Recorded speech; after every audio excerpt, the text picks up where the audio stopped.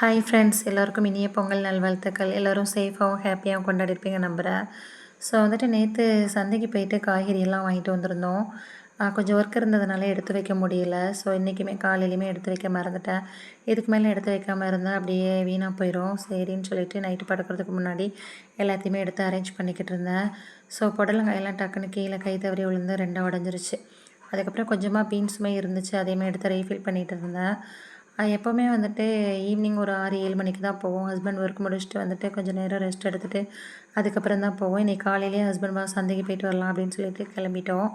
So அதுக்கப்புறம் லெமனுமே நல்லா பரவாயில்லாமல் இருந்துச்சு. எல்லாமே நல்லா ஃப்ரெஷ்ஷாக கிடச்சிச்சு. ஸோ காலையில் கொஞ்சம் ரூ. 10, ரூ. 20 கூட ரேட்டாக இருக்கும். ஸோ நான் ஈவினிங்கில் கொஞ்சம் கம்மியாக இருக்கும். ஸோ ரூ. 50 இருக்கிற ரூ. 100 இருக்கிறது ரூ. 50 இருக்கும். ரூ. 50 இருக்குது ரூ. 40, ரூ. 30 இருக்கும். அந்த மாதிரி இருக்கும். ஸோ ஆனால் காலையில் பார்த்து வாங்குற மாதிரி இருக்காது ஈவினிங். ஸோ என்ன பண்ணுறது, ஈவினிங்கில் தான் டைம் கிடைக்கும்.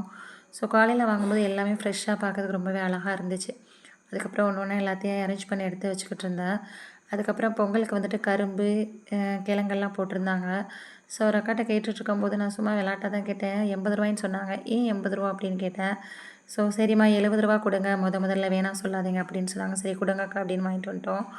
ஸோ பரவாயில்ல, ரூ. 70 பரவாயில்லாம தான் இருந்துச்சு. வெளியிலலாம் மற்ற இடத்துலலாம் ரூ. 100 இந்த கிழங்கு.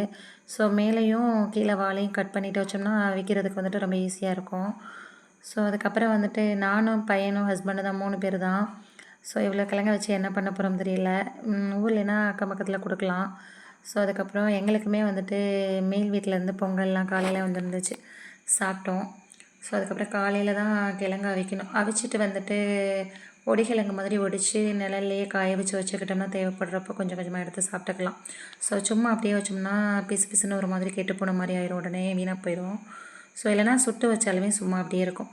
அதுக்கப்புறம் வெங்காயம் வாங்கிட்டு வந்திருந்தோம். வெங்காயம் பரவாயில்லாமல் தான் வாங்கிட்டு வந்திருந்தேன். ரொம்பலாம் பெருசாக வாங்க மாட்டேன். ஸோ கண் ரொம்ப காட்டமாக இருக்கும் அப்படிங்கிறதுனால. அதுக்கப்புறம் ராஜ்மா வாங்கிட்டு ஊற வச்சுருந்தேன்.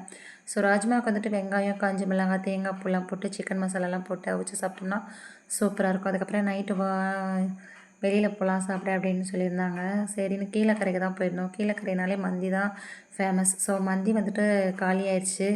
அதுக்கப்புறம் பீஃப் கொத்து பரோட்டா, பீஃப் ஃப்ரைட் ரைஸ், அப்புறம் இது ஆம்லெட்டு, கபாப் இதெல்லாம் சாப்பிட்ருந்தோம். அதுக்கப்புறம் வரையில் பானிபூரி வாங்கிட்டு வந்திருந்தோம். அம்மா பார்க்கு கிட்ட தான். சூப்பராக இருந்துச்சு பானிபூரி, செம்ம டேஸ்ட்டாக இருந்துச்சு. அதுக்கப்புறம் சவர்மா வாங்கிட்டு வந்திருந்தோம். சவர்மா ஸ்டஃபிங் நல்லா இருந்துச்சு. குப்பூஸ் ஹார்டாக இருந்துச்சு. தேங்க்ஸ் ஃபார் வாட்சிங்.